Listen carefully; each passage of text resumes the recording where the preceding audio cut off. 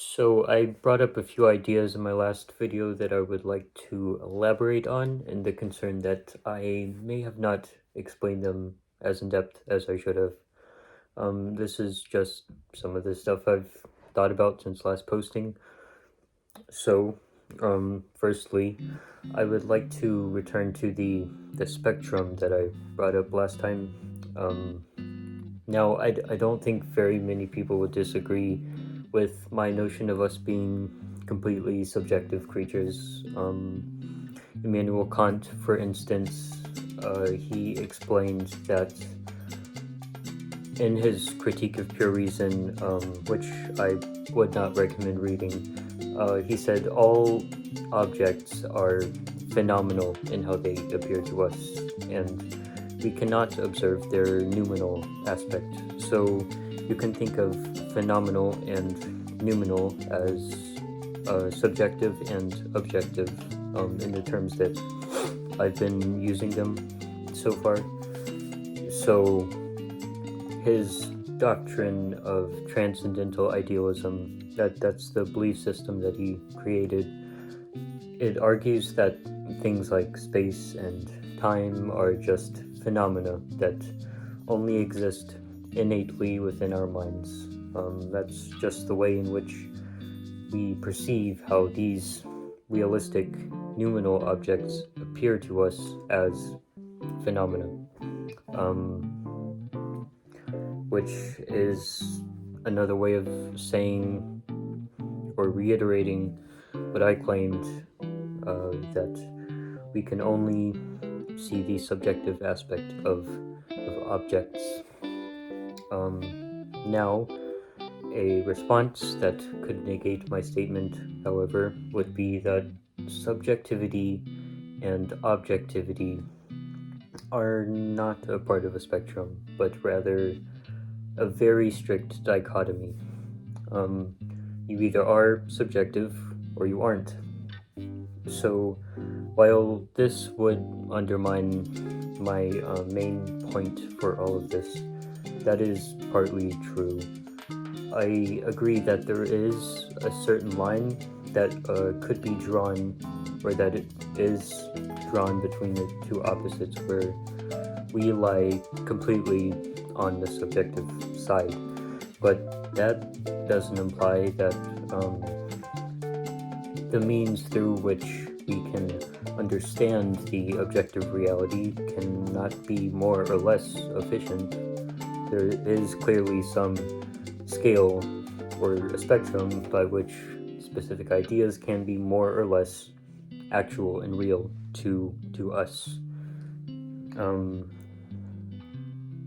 A scale by which our perceptions can become more similar to the objectivity while still not passing that line. Like in my example from last time, 1 plus 1 equals 2 isn't objectively true, but it is more so than 1 plus 1 equals 389, right? Thus implying a scale of objectivity. I could also make a comparison to the autism spectrum, where instead of the implication that every person, every human would be on the spectrum to some extent, there is a very specific distinction between those who are and are not autistic. Yet there are still so many factors and nuances within all of the individuals who are, such as myself. It might be black and white, but color is subjective too. Some things can seem black when they're actually white, and vice versa, while not being completely one or the other. There's an entire grayscale to further kind of belabor this analogy. We are colorblind and must observe the universe in this very prejudiced way. But this does not mean we can't see any degree of quantitative nuance at all. It's gray, not black and white. going back to Kant, I mentioned that he believed much of our rationality to be innate within our mind, somewhere between hold on. So yeah, what he's saying with the innateness is in support of a priori knowledge. That's a Latin phrase. It means from before, so it's knowledge that's just like I said, innate. You're just born with it, and it is part of who you are. Now, this I don't typically accept. I don't really believe in pre-existing knowledge, but I am similar to Kant, somewhere in between the epistemological views of rationalism and empiricism. So, rationalism is the belief that innate reasoning is the determinant factor in us acquiring knowledge. It's famously used by philosophers like René Descartes, who he used this kind of idea to support God's existence. He said everyone has an innate knowledge or perception of an infinite and perfect deity, such as God, and so that must have been placed there by something greater than us, because it could have been inspired by something lesser. So there are a few problems and circular arguments and his reasoning, but in short, yeah, rationalism is reason is what determines knowledge, which is opposed to empiricism, which says that experience and physical evidence is how we can learn things about the universe. And this is basically knowledge a posteriori, which means from afterwards. So, personally, I tend to agree with an empiricist, John Locke, who famously asserted that we are all born as a tabula rasa, which is also Latin. It means blank slate. And so this means that all of us are basically just a reflection and a reaction to the world around us. None of us are inherently good or evil. We are only made better or worse later on. So I also do think that some part of our internal reasoning and our reason would derive from like our specific personality, our being, that determines how we think, right? So that does seem to kind of be innate, or at least instinctive, or physically inherited, or like biologically. Much of neuroscientific research would support that at least some of our characteristics are predetermined by biology and genes passed down parentally, like the traits of someone with autism, for example.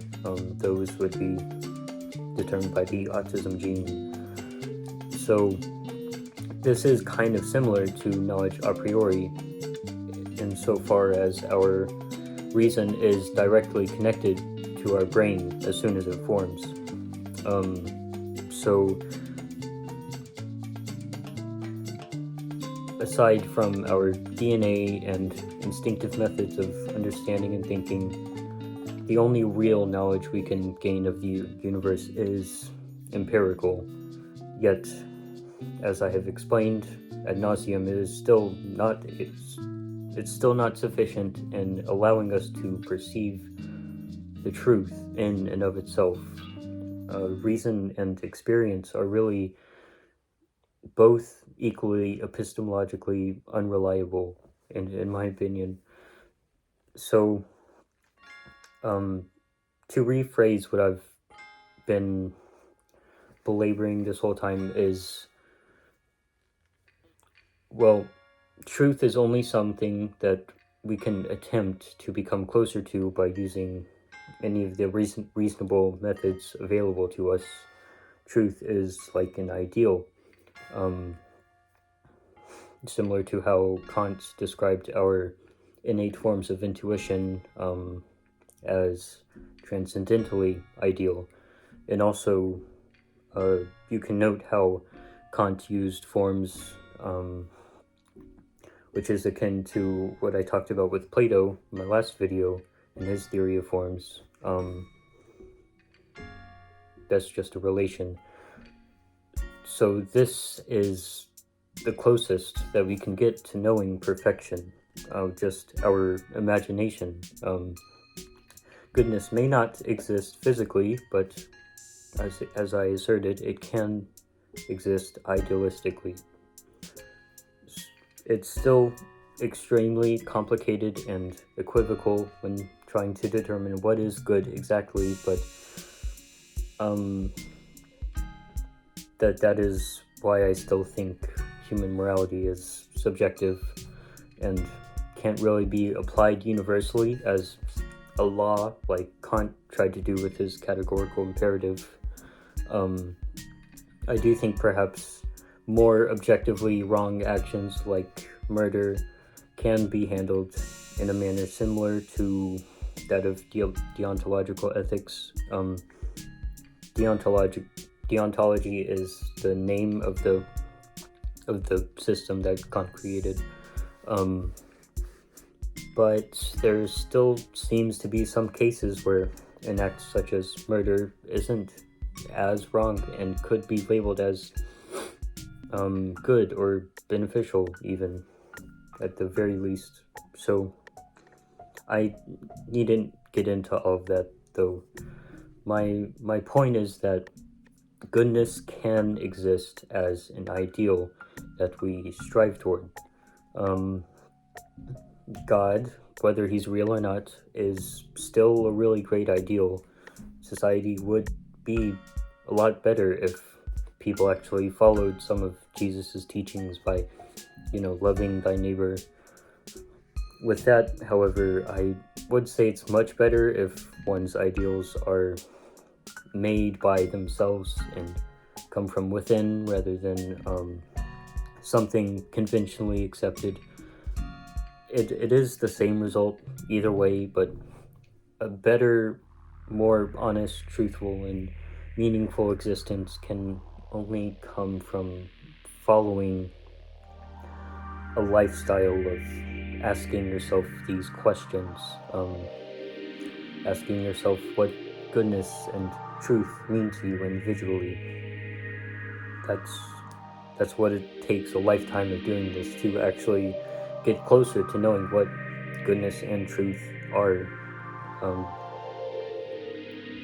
So that's pretty much all I have. That's all I wrote, and I hope that this could help you think.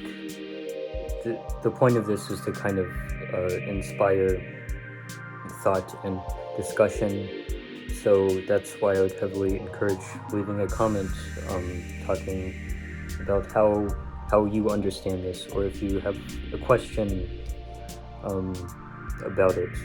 That would be much more appreciated than just saying like, awesome job. But anyway, I would be happy regardless. That's it for today. Hopefully I'll be able to make some more stuff like this soon, and I'll see you then.